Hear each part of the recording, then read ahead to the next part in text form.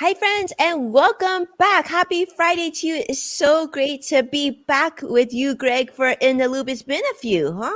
It has been a few. Yeah, it is good to be back. I think we've been off a couple of weeks, but you know what? We're right back here with everybody who's joining in, and it's good to see you. It's good to be here on a Friday. It's amazing to be here with you. I know you got some fun stuff to share with us on the tech side, and I've got some stuff on the financial side. But most important, Greg, I feel like we got to bring it up. I mean, we love to be here with you, and I think Fridays are really fun, Greg. So those of you who are joining us on what I think we're on over a dozen different live streaming channels. Don't be shy. Jump in, say hello to Greg and I, and tell us how your week's been going. I mean, Yeah, how's yours absolutely. been going, Greg? Pretty good. It's been pretty busy. So, a lot of good stuff going on. A lot happening, in tech. Well, some things we're kind of cherry picking a little bit here that we're going to talk about today. But yeah, otherwise it's been going really well. It's nice weather in Portland. You can't really beat that. So yeah, I gotta say it's pretty good. We'll take it. We'll take the good for what we're. Well, let's do this, Greg. I'm just going to jump right in, talk about how the market's currently doing because the market's still open. Unfortunately, it is a triple down day today. The Dow's currently down 253 points. We don't like that.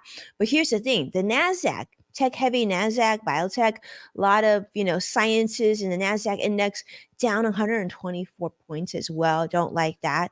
And the S&P 500 is currently also down 27 points. So market hasn't closed yet. We still have a couple hours to go, but it doesn't look like we're in positive territory this week. But here's the thing. I wanted to share, of course, and kick it off with a little bit of good news on the financial side. And this is that mortgage rates, believe it or not, have been dipping. They've been dropping a bit. So if you've been in the market or you've been kind of like waiting to see if prices could get a little bit reasonable, maybe you might see some hope. I don't know, in the next 12 months or so, hoping.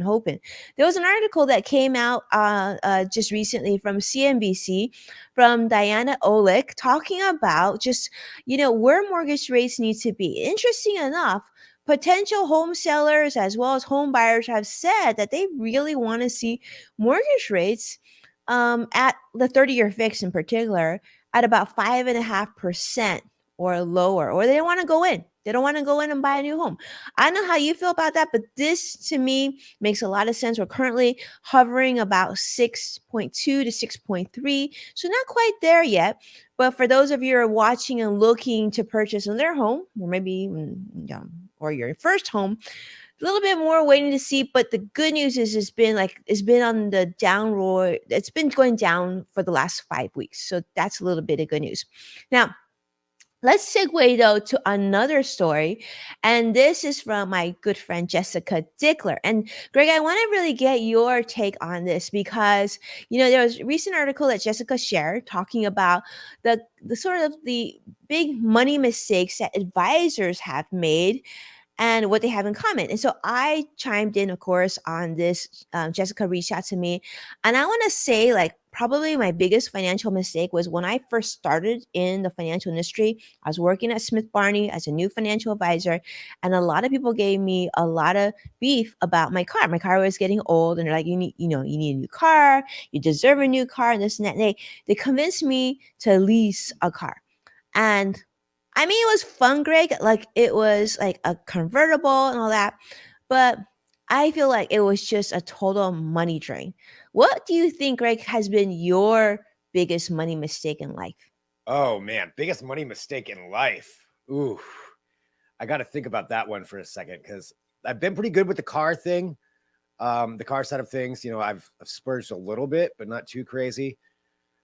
Gosh, Too much tech? Too much tech purchases, maybe? well, definitely that. I've definitely gone down that route before, where I bought a television that I didn't really need, but I really wanted it, so I did it anyway. So that's definitely one of those things. Maybe going out a little bit too much or something like that, you know, I think a lot of people when can it's relate not to that. necessary to eat out, but just instead of doing it like many times maybe. So I think those are little things, but like the biggest one financial mistake, I'd really have to think about that, Yeah. about what it is.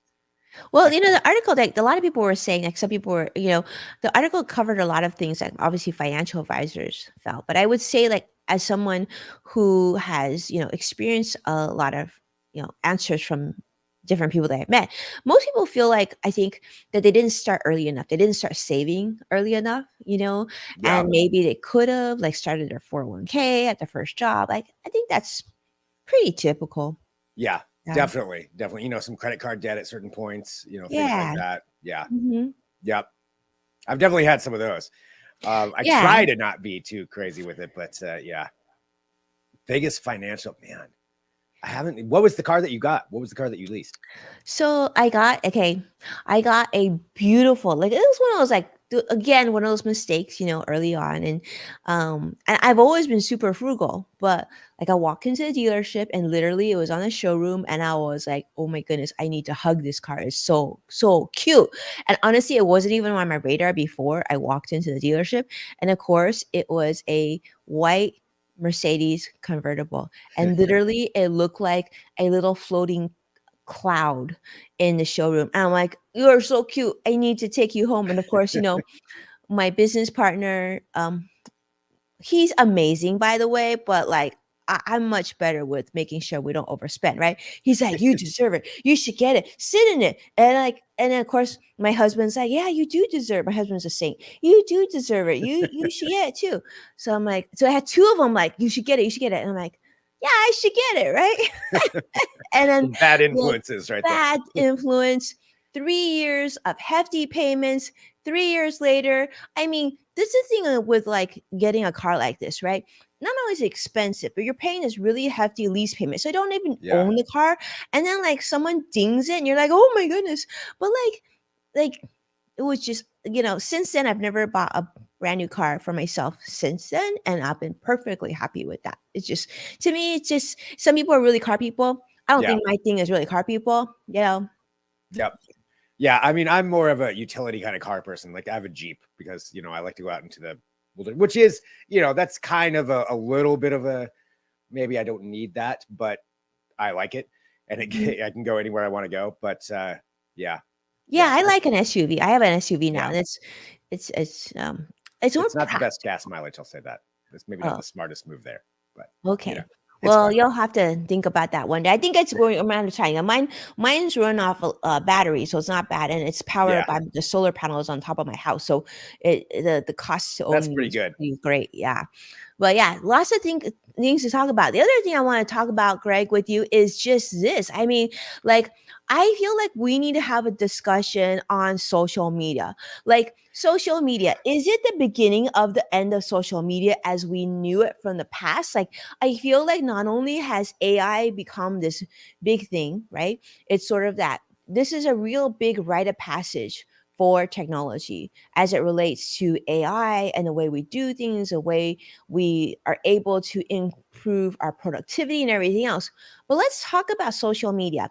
I have two stories to share with you on this space. Of course, Facebook, as you know, the parent company Meta, there's a whole bunch of talk about them having this morale crisis because then this includes like Mark Zuckerberg, who works remotely. A lot of them work, like, I think Mark like has this gigantuous island in the Hawaii Hmm. Islands. They just laid off over 21,000 people, and they're talking about the year of efficiency. They have most of their senior staff. In fact, I'm hearing a lot of them are not even in the California headquarters. So even though, there's been some success in terms of the stock price itself, but we need to talk about, like, people just, they're not feeling very positive. People who are working at Meta or Facebook aren't feeling very positive. They've had a lot of layoffs in tech and the business groups. Um, yeah, and then I guess there's going to be more layoffs that are coming in late April and May. And there's no, like, return to office mandate, which, probably that's realistic. But that's one. Greg, I'd love to get your thoughts on Hmm. that before we go to Twitter. I mean, what do you think? Do you feel like this is sort of a transition? Well, I mean, especially with Meta, just in general, that how much they invested into this whole concept of metaverse and virtual reality and, a mixed reality and all of that, but it hasn't really come to fruition. I don't even remember what the rates were of people who were actually on the quote unquote metaverse, but it was some kind of abysmal numbers. So it's like that clearly didn't work. So that's probably a huge issue for them if the entire company focus was going there. And now it's like, okay, that didn't happen. All these layoffs are happening, in addition to everything else going on. But yeah, it's like, what is Facebook? I mean, Instagram is still, I feel like, going to be just fine. Around and kicking. Mm-hmm. Yeah. Facebook, I don't know. I mean, I'm on Facebook because it's an easy way that I've already connected with a lot of friends, that just through the messenger side of things. That's just by default sometimes how some of us communicate. So, there's that aspect of it, but I don't know where it's going to go. I mean, I guess in relative terms, compared to some of the other social media networks, they're probably the most stable. They may not be the most exciting, but at least it's still there. It's still there in basic form. But yeah, compared to what else is going on, I don't know. It's going to be a real interesting to see where they head, and especially now. I know there's reports that they want to get into AI as well, just like everybody else. They should. Instead of metaverse, they should have just focused on AI. That probably would have been the better mood, right? I think they put billions of dollars into that metaverse, and maybe someday that they may be right about that. That could be somewhere down the line, but it's just not there yet. Yeah. I don't think people are ready to adapt to it yet, and the hardware is not out there yet. People just aren't even experiencing it, so they don't even know what it is. Absolutely. Now, I do agree with you, Greg, on the Instagram front because I went with my son to his he's transitioning to high school next year, which is a crazy thought to me. But we're going through all the school itself has like over 100 clubs, and so they're networking, figuring out which clubs they want to join. But it's interesting because they'll say, "Hey, let's connect," and when they said "let's connect," you would think maybe they would like let me share my cell phone number with you or email. No, they're like, let's connect on Instagram. So I feel like sort of that Generation Z, which is even younger than millennials, at least in my experience, it seems like that's how they keep in connection. It's not Slack, it's not Discord, it's actually Instagram through Instagram messaging, which is super interesting. Yeah. I mean, Instagram's done a good job with that. So yeah, that section of the company is doing good. That section, yeah. So it'll be interesting to see how this transitions. Now we got to talk about Twitter because this part, Twitter is now like there's a story about Twitter has partnered with a company called eToro, which is a social trading company. Okay, so the question is, I guess Twitter, Elon Musk is looking, obviously his background in PayPal, online banking. He's looking to incorporate financial services and things like that into Twitter. So he's going to be allowing users on Twitter to access stocks, cryptocurrencies, and other financial assets. So this is supposed to be, launching out, very, very soon. And this will allow people, I guess you've already been able to follow different stocks and stuff and, get your market charts, but now it's going to be just widely more user friendly. Twitter currently has something called cash tags. I didn't actually even know this, but this is going to give you real-time trading data from a company called TradingView on different index funds and everything else. And even information, of course, on Tesla. But this eToro partnership is, I guess, this big thing, and part of Elon's big plan on having Twitter be this super app. So Twitter / X Corp, I guess now, it's like, Facebook, Meta, now it's Twitter, X Corp. But I guess they want to bring all this banking into it. But it'll be interesting to see how he deals with compliance issues because it seems like he doesn't really care about securities law compliance. And it seems like, I guess I read in the news that the SEC has been burned before. So they're sort of almost, according to the news, they almost seem to be afraid of enforcing securities laws against Elon. That's interesting to hear that they're afraid to try to enforce it. I mean, just based on the way that Twitter is being run right now, I don't see this working out well. There's something that's going to happen there. I mean, I guess stepping away from that, like the idea of it, where he wants to make this X app that eventually Twitter would be called X, I guess, in theory, and then it's an app for everything to where you have all that stuff on there, and it's kind of like Weibo and in China or wherever else, you know, some of those apps that are just kind of include a bunch of things. That seems to be where he's going. But I think adding in this, if I understand it right, it kind of sounds like you're adding in like Robinhood type of functionality into trading stocks with like other Twitter users. I don't even get how it's going to be implemented really. Yeah, it'll be interesting to see how it Yeah. goes. But I agree with you. I think something that you and I had talked about before. We know NPR has exited Twitter, right? They Yeah. came up. Who else? I think it was another PBS did. PBS, right? Yeah. Another big one too that has left. And I don't know. I feel like you and I have had this discussion offline about like I feel like there's so much that I'm seeing on that he's sharing that I can't support. And I Yeah. don't know how long, it's gonna be okay to support something that seems to be negative, right? Yeah. And seems to be non-inclusive. I don't know. It just That it's does kind of seem disturbing. the way it's going. Yeah, is not being more inclusive, and that despite what he says, it seems to be more exclusive for a lot of Exclusive. that stuff.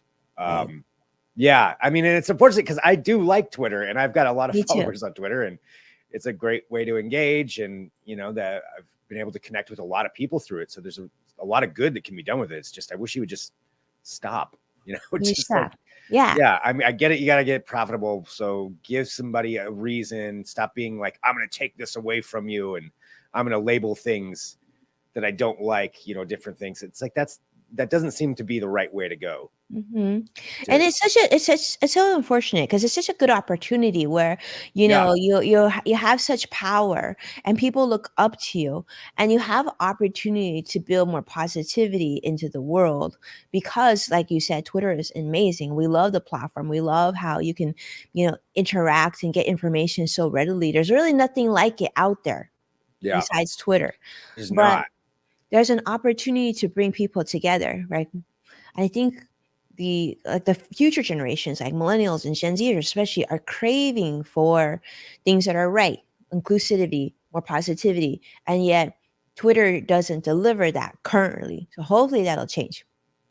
Yeah, yeah. Well, we'll have to see what happens there. I am curious if anybody out there is using any of the alternative platforms. I know when Elon first bought it, I went out and I got a Mastodon account and all of these other ones. I haven't used them. They were Mhm. I found them a little bit hard to understand, but granted, I didn't spend a lot of time really getting into it. Mhm. I'm curious if anybody is still out on those other platforms. If you found another service that's Twitter like or something similar that you enjoy, let us know about it because I'd love to hear your thoughts on it. Yeah, Because I don't have a lot of experience with those other ones myself. yeah. And They're yeah, still a little clunky. They're not as easy to exactly. use as Twitter. I mean, I would have loved for like a platform like LinkedIn, which I feel like is really ideal in many ways, but like it's just not as easy to transmit news so quickly like Yeah, Twitter is. The platform is different, but like LinkedIn I feel like has a lot of things that you and I talked about that are positive, right? They're adding new technologies or new features, but yeah, they're very much a professional network site. So it's not like a Twitter. Twitter is yeah, like really kind of a newsy social media site that we really need. Mhm. yeah. We do. I think it's very valuable. So yeah, if you do use one of those other ones, definitely let us know about Yeah, that. let us know. I see CrossX Fighter Joshua saying Twitter is kind of a mess. Vicky says, yes, love Twitter, but not much of a fan anymore. So, yeah, absolutely. And I think many of you are joining us. Yeah, let us know what you think. I see a lot of people joining from all different platforms today. Yeah. Sadiq, Sadiq, thank you so much for joining us as well on YouTube Live. Always a treat to see you. But Greg, like, what's going on in tech? Like, I can't wait to hear what you have to share with us today. Yeah, well, I've got a couple of things to talk about. So the first one, it kind of has to do with, and I realized I took a look at our last show. I guess I talked about Google Maps as well, but you know what? It's back again because it's the weather's starting to get a little nicer. We're getting into some more spring. It makes me think about getting outside, getting out to camping, going to parks, and that's what this update kind of tied in all to that. So it kind of fits my mood right now. But this update I is love it. great. So this is an update to Google Maps, but it has to do specifically with national parks and how to really use maps in a much better way when you're going into a national park. So they're partnered with, I think 40 parks are now included, or 30, more than 30 right now, and it's going to go up to 40. And what it is they've kind of updated everything on there with real specific information. And if you've ever been into a national park, sometimes, they're wonderful.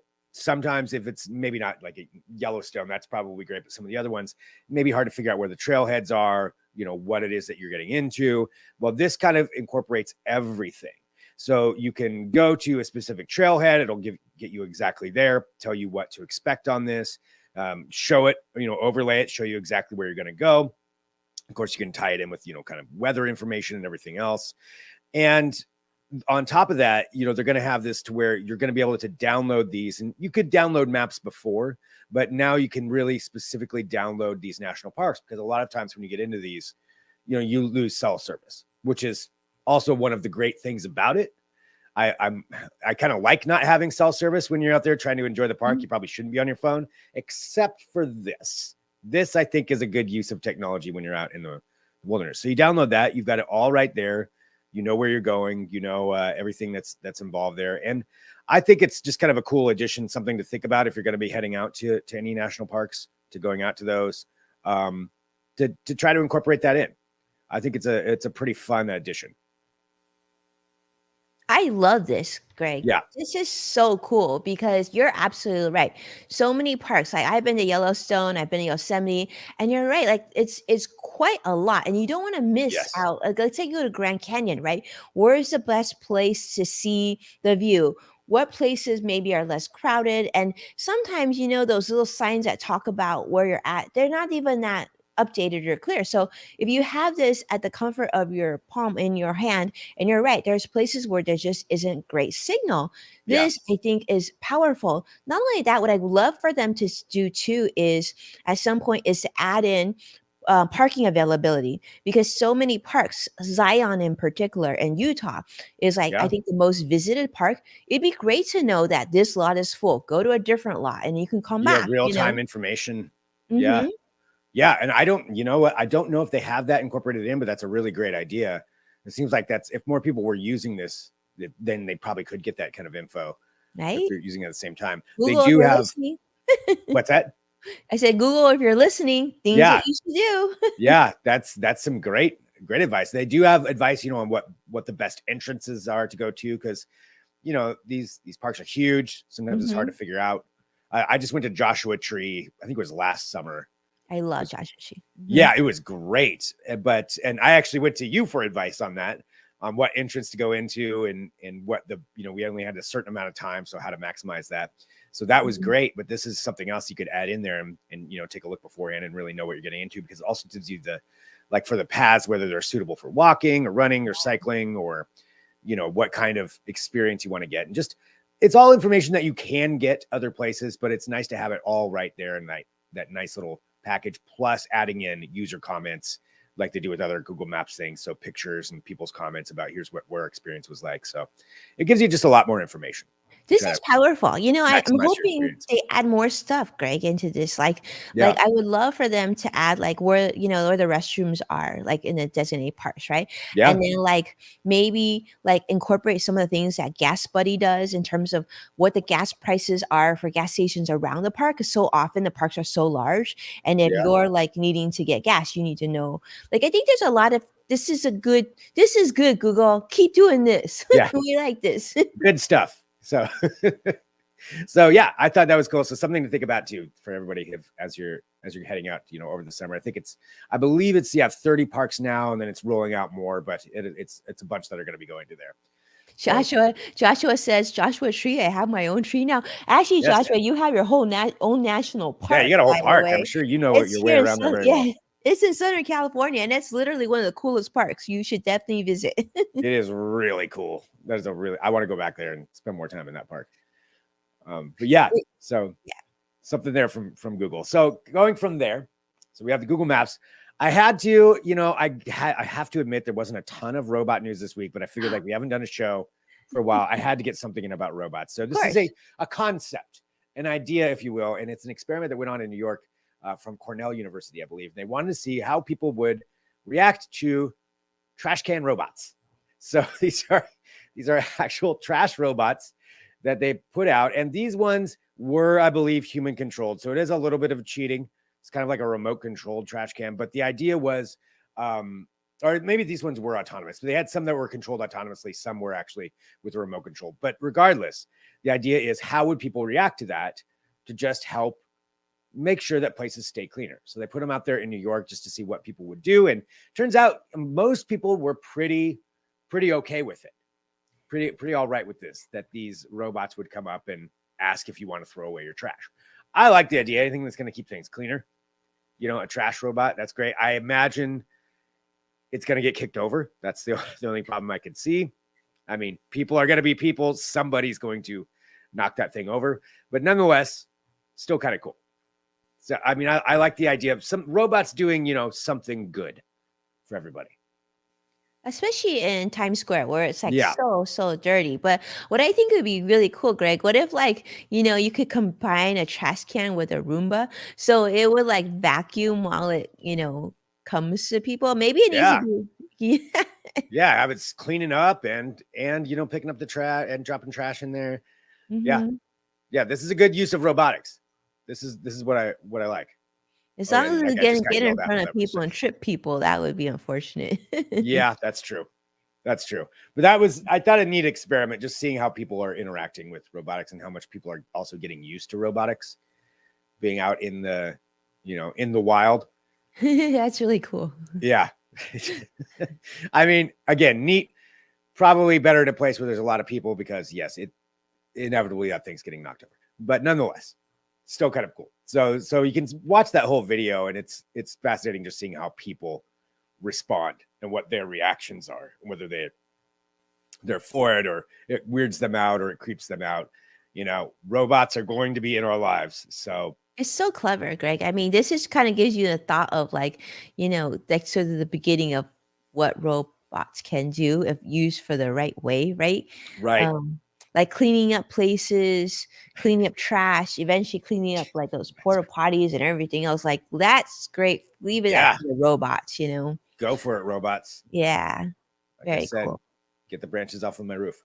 All right. So, Yes. so we got that. So I had to slide in a little bit of robot, but there's something else though that's going to be happening next week. And we won't talk about the owner of the company, but the company itself is doing some cool stuff, and that is SpaceX. And there is a big thing that may be happening next week, right now, tentatively scheduled for April 17th. And that is the first full orbital test flight of the Starship. So Starship is SpaceX's entire package with the biggest rocket that's ever been created.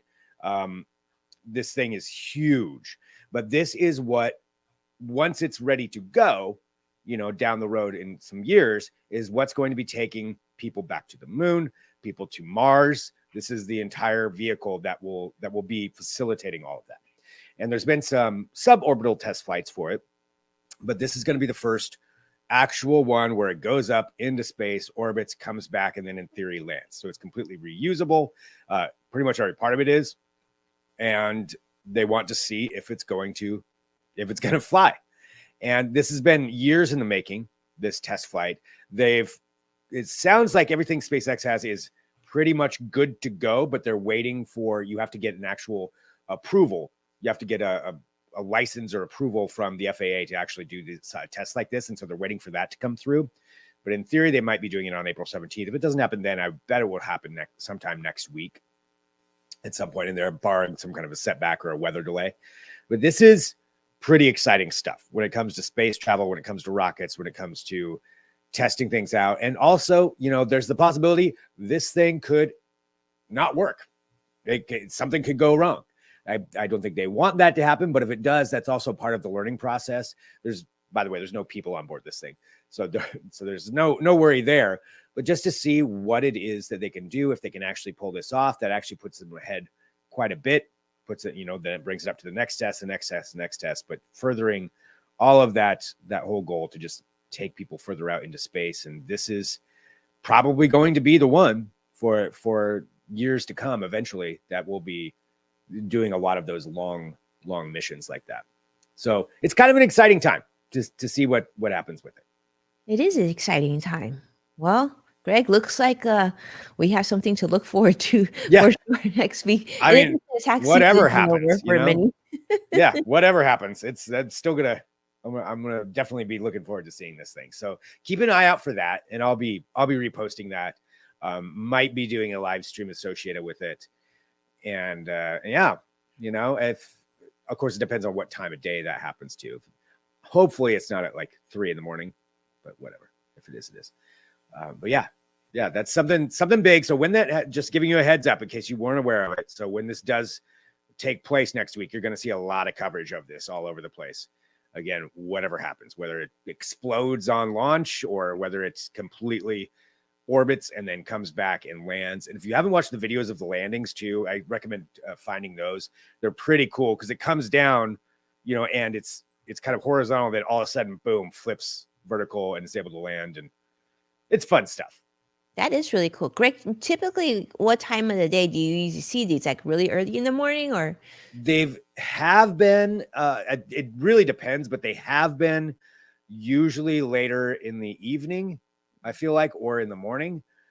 So probably not in midday, but also there's so many factors that go into it that, are above my knowledge that I guess it kind of depends. They'll usually give like a window they'll announce like, okay, here's our window. It's like 2 to 3 hours. And then they'll start a live stream like 45 minutes before, and it could happen anywhere in that window. And then it could get all the way down to the countdown of 5, 4, 3, 2, and then they cancel it. So who knows? Who knows? Yeah. Vicky's looking forward to it. Vicky is saying European space mission to Jupiter and looking forward to the launch. So very cool. So you'll have to let us know, Vicky, how you like it. And then Greg, we'll definitely follow you very closely and see your commentary on it. Oh, yeah. Hopefully Yeah. you're not up at 3 a.m. doing this though. So hopefully I don't know if I will be at 3. might watch the replay on that one. But we'll see. We'll see what it is. Or I might wake up and watch it, but then I probably won't be tweeting too much at that point. But yeah. So anyway, there's something to look forward to for next week. So something to check out. Very cool. Very cool. Yeah. So is that it for the week? That's it for me. That's it for me for this week. Yeah. Not a ton of new stuff going on in tech. There's a bunch of things that are going to be happening soon. You have a lot of conferences coming up. Google, Apple, still kind of expecting an announcement at some point. Don't know when. That's always Apple's MO. But I think that we're going to get something from Apple pretty soon, whether that's new laptops or whether that's going to be the Apple, mixed reality headset. We could be getting that. So something on the horizon. But yeah, Google, a lot of video games coming out. So a lot of video game news coming up as well. So there's definitely some good stuff on the way. Cool. So stuff to look forward to. Definitely lots to do. Well, very good. I'm so glad, Greg, we're going to come back, and I'm looking forward to seeing what you have to say for next week. But thank you to everybody who, it came back today, because we did take a couple weeks off. We had so much to do with work, and then my kids had spring break. So that's why we took a few very necessary days. And actually, that's a good reminder for those of you, make sure to take care of yourself. Make sure to enjoy the weekend. Get a breather, like Greg said. Enjoy the warmer weather. It's pretty great. Yeah. If you can, get out. Get outside. Go to a park. Do all that stuff. Check out the new Google app that Greg told you about. Yeah. But with that, I hope that, thank you so much for tuning in. And please do us a favor, share the show with someone that you care about. And if you do, make sure to tag Greg Nibbler and myself so we can properly thank you on an upcoming show, because we truly appreciate you and everything that you do. And we're looking forward to, Greg, are we coming back next week? Yes, indeed. Indeed. And with that, have a beautiful weekend and take care, everybody. All right. Bye, everyone.